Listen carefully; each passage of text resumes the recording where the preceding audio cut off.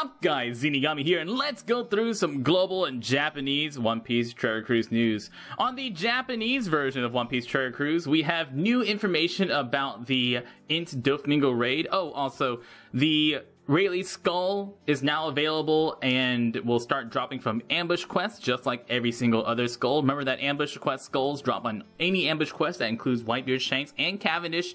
They always drop on stage 4 of all 3 of those ambush quests, and can drop on any of the ambush quests. So you can get any color skull from any of the quests. You can also now evolve your Rayleigh to 6+. If you're lucky enough to get that purple skull and have the Rayleigh, you can now get your 6+ Rayleigh and start trying them out. The INT Doflamingo raid is going to be a 40 stamina and 60 stamina raid. It is going to have 3 different versions, and each island is going to last 30 minutes each. And it could be that it says that the maximum difficulty is 60 stamina. It could mean that it's only 60 stamina, or it's 40-60, and if it's 40-60, it's gonna be on 2 different timers, which means there's like 6 different islands basically. But the 3 different types of islands there are the Fighter Doflamingo raid, the Striker Doflamingo raid, and the Cerebral Doflamingo raid. It says that each of these raids are going to have different things. The Cerebral one is going to have certain debuffs. The Fighter one is going to shuffle your orbs somehow.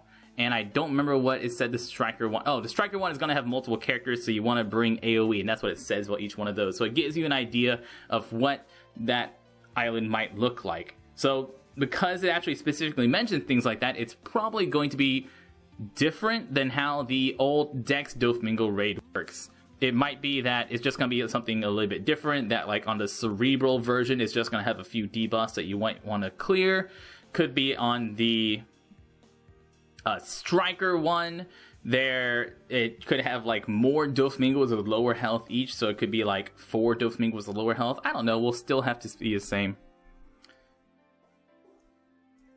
It says that, it says Dofi's the same. I guess these hints might just be general hints about what you want to do, but the fight's gonna be exactly the same. That could be true, but it does give hints about each class. It says that for fighters, you want to bring orb manipulators. For strikers, you know, maybe bring AoE, and then for cerebrals, be able to handle debuffs. So we'll see. It could be just the exact same Doflamingo raid, just with different colors. I will be making guides over all of them.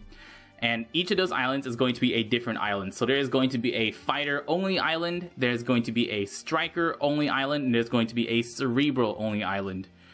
So we're going to be making guides for all 3 of those, trying to do free-to-play for all 3. And if you have 6-star characters of that certain type, that's probably going to be the one you want to farm. It's going to be available for 30 minutes each day for an entire week. The special for the Doflamingo should be the exact same thing as Raid Boss Doflamingos, so you could always just get one INT Doflamingo and then just farm Dex Doflamingo whenever his Raid Boss comes out with whatever team you like to use. Or you can try to get him maxed out now, which Doflamingo is a great character. Even if you have the Dex one, I would highly recommend getting an INT one too, because that's just another color. You can use them against side raid bosses and against some fights that don't let you bring Dex characters or do bad things to Dex characters. There's going to be a new kid on the block. This kid is going to be a log kid. He's going to be around for a limited time, so he's going to be a secret character kid, basically. It's going to have a multi-pull event for from the 2nd to the 15th, and that multi-pull event is going to be a guaranteed gold multi. There are no legends available from these multis, so it's not actually a Sugal Fest. If you want to call it a Trap Sugal, now this here is a Trap Sugal Fest because you can't get 6-star characters. No 6-star characters guaranteed. The final pull on this multi-pull, however, will be a guaranteed gold and will give you max skill ups on whatever character that is. I think it's guaranteed gold on all of it. It could just be guaranteed gold on the final one. Let me see here. It is going to be... Oh, it's just the 11th pull. Just the 11th pull is guaranteed gold, actually. So that's even worse. It's just 10 pulls, and if you do a multi pull, it's just 10 characters, and the 11th one is guaranteed gold and special max. So do not do Sugal Fest pulls during this time. It's not a real Sugal Fest. If you want to call something a trap, this is a trap Sugal Fest because you have 0 chance of getting any 6-star characters ever.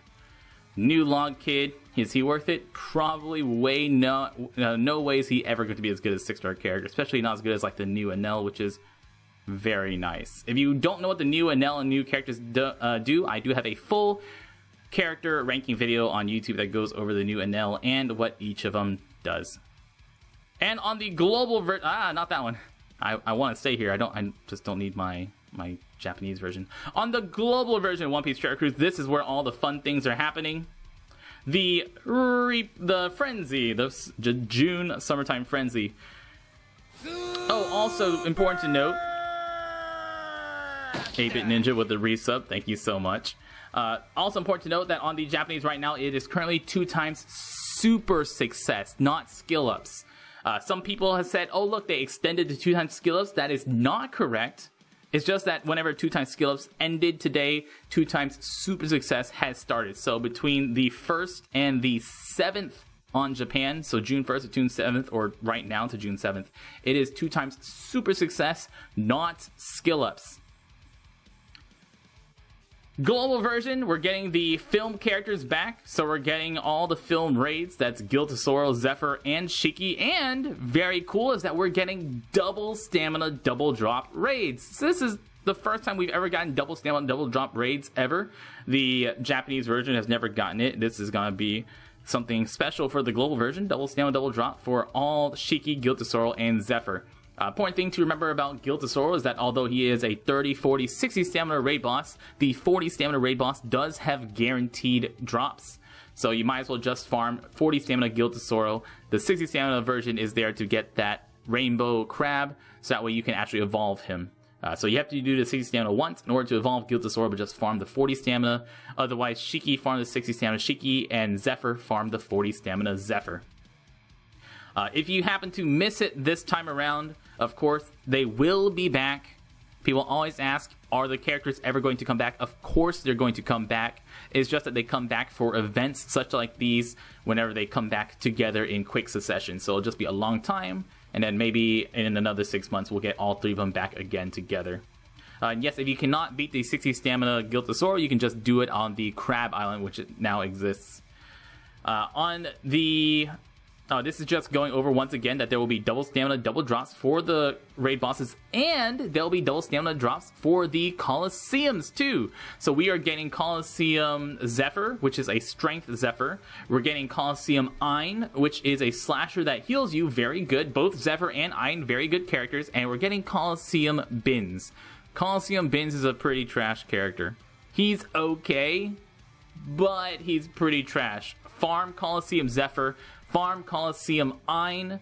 Both of those are very, very good, especially since Ein is a slasher that heals you for once maxed out, or at stage 3 for special, 36% of your max health. That's good stuff. And Zephyr is a strong strength character, and also, strength and boost the attack of strength. And if I remember off the top of my head, could be wrong. Chat will correct me in a second if I am wrong. We're getting double pirate EXP for repeat Fortnights. That's all it is. Just repeat the movie Fortnite's coming back. Dead End Adventure, Grand Tesoro, Robin and Nami, Shiki Pirates. All those will have double EXP on them. And we're getting, this one is a very cool one, the 40 Stamina Story Mode Island event. So this is the first time it's coming out to global. It's been out in Japan before. And what this island is, it's a set of islands. And there's only going to be one island at a time. So it's going to ramp up in stamina cost, and it's going to ramp up in difficulty. It's going to start off at very low stamina, and it's going to get higher and higher and higher, and more difficult. Each time you go through the island is going to be a few story mode characters. All those story mode characters can drop. And on the final difficulty, you can get any of these characters. Let me just pull over here real quick. This is, if you go to the database, it shows you all the characters available on the final difficulty of the raid boss, of the event, and that includes the story mode Rayleigh, Akainu, Aokiji, Kizaru, Mihawk, the story mode Magellan, Sandra Sonia's, Kaku, and Rob Lucci, Enel, Croc, Doublefinger, Mr. One, Arlong, Don Krieg, all sorts of very, very, very good story mode characters. Now, it's important to note that if you're going through this, I believe the second to last difficulty or the third to last difficulty is going to have Garp, or there's actually 4 characters that are nice to get. Those are Story Mode Kid, Story Mode Law, Story Mode Garp, and Story Mode Sengoku. These characters are only available on the difficulties that lead up to that 40 stamina version. And as soon as you beat them, they will be gone. So one option for you is to do the island. If you do not get the drop that you want, then exit out, just quit the island, lose the island, and redo it. You won't get any rewards. You're going to lose the stamina, but it has a much higher drop rate of getting those characters there than doing them on actual story mode, which has probably a 1% drop rate. I believe there it's maybe like a 5% or something like that. It's a pretty good drop rate. So if you want Garp, Sengoku, Kid, or Law, restart that earlier difficulty. If you don't care about them that much, they're really not as important as the later story mode characters. You can just get to the 40 stamina version and do that. I have a walkthrough guide for the 40 stamina version. I will be doing an updated one whenever global version comes out. There's going to be a double chance to get skill ups on the Merry-Go. This is only going to be for the Merry-Go, so no other ship is getting this increased rate of getting a success whenever you're trying to power up the ship. Only the Merry-Go is getting this upgrade. It's nice if you're starting out, nice if you're a new player, but if you're an experienced player, you probably already have the 1000 Sunny or have already maxed out your Merry-Go a long time ago. And to help you upgrade your ship, there's going to be the Cola Island returning. The Cola Island is, I believe, a 10-stage island, if I remember right. Every single stage drops Cola. It's nice. It's worth it just to get free Cola, but it's not really that important. If you remember to use a Buggy or Bakura or Haruta captain so that we can get extra Cola from it. And since Bakura Fortnite Island is out, get your Bakuras, guys. Everyone get your Bakuras so you can use her on those elite islands. Double skill ups are returning again to global from the 13th to the 14th and from the 20th to the 21st. Just 40 hour double skill up islands. Turtle Time's coming back. Choose your own Turtle Times once again. You know how it works. And we're getting Mihawk Clash every single weekend. So this Mihawk, this is only going to be for the month of June. So on the Japanese version, Mihawk is there every single weekend permanently. On global, only for June. That'll be the 3, so it's basically 3 different Mihawk raids coming back every week. June 9th, June 18th, and then June 23rd weekends, Mihawk will be there. So if you need a Mihawk, go ahead and get him. There will be permanent friend point pulls on the global version. So the global version is getting permanent story mode and turtle friend point pulls. Remember that since it is permanent, the rates are not the best. You still get a lot of fodder units in there, but you still can get Crocs and Peronas and stuff up at least until, just going off of this banner here, you can get up to at least Alabasta for whatever characters drop. I would still recommend saving a majority of your pulls in case an event comes out. So what I do on the Japanese version is anytime I get close to 99 pulls, I just do a set of 10 pulls. So I just want my pulls to be floating around the 90s. And then if there's an event, then I can save up and actually use most of my pulls during that event. But this one is going to be for forever. So on global, if you ever max out your pulls, just do a set of 10. It's at least until Thriller Bark. Okay, all right, because Perona's there. So it's at least until Thriller Bark. Then there will be the very last thing, a rainbow gem every single day. Glorious. Oh, what's this notice from the admins? Oh. Guys, do you want to learn how to play One Piece Treasure Cruise? Don't worry, Bandai's got your back. Here's some information about how to play One Piece Treasure Cruise. How to play during June. Here's advanced information as well, so experienced players be sure to check. Or there's advanced information as well. Bandai, you made it to the second sentence. You got a typo in the second sentence already. Amazing. There's advanced with a D, Bandai. If you'd like to hire me, go ahead. You can send me money and I'll tell you what you should do. It's just very, very, very basic information about how to play the game. Like, Zephyr is an int raid boss. Try doing stuff like Kobe Helmeppo Fortnite or Shanks and Buggy Fortnite because there are side characters there. And those side characters will be useful for an int raid boss like Zephyr. Nice. power up your characters. You get turtles this month. So power up your characters and power up the merry-go. By the way, you can get characters from Rare Recruit. So if you want to spend money and buy characters from the Rare Recruit, we'd be totally okay with that. So, just letting you know that there are some very good characters in the Rare Recruit. If you spend money to buy it, that'd be okay with us. It also says get Bakura and Leo. A Rare Recruit character. You should get that from Rare Recruit, where you can buy it from Rare Recruit. And also just mentions the Coliseum stuff and that the Coliseum is hard. Guys, that is all that's going on the global and the Japanese versions right now.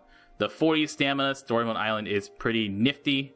I've been Zeenigami, thank you so much for watching. Good luck. If you like this, you can check us out live on twitch.tv/Zeenigami or subscribe on Patreon to help me do this as my full-time job. And once again, thank you so much for watching, and y'all stay beautiful.